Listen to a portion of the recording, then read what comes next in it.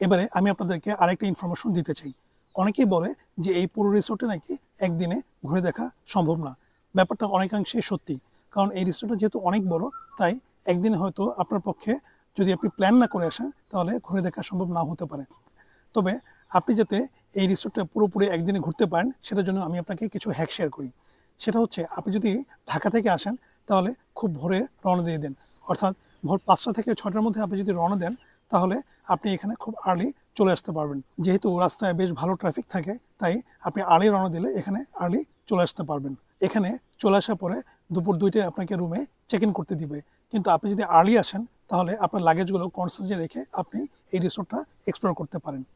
আবার পরের দিন দুপুর ১২টার সময় যখন আপনি চেক আউট করবেন, তখন আপনার লাগেজগুলো কনসার্জে রেখে রিসোর্টের বাকি এরিয়াগুলো আপনি এক্সপ্লোর করতে পারেন। তবে আপনি যদি এই রিসোর্টে আসার আগে আগে থেকে একটু প্ল্যান করে আসেন, অর্থাৎ কখন কোন অ্যাক্টিভিটি করবেন এবং কোথায় যাবেন, তাহলে এই রিসোর্টটি একদিনে ঘুরে দেখা আপনার জন্য অনেকটাই ইজি হবে।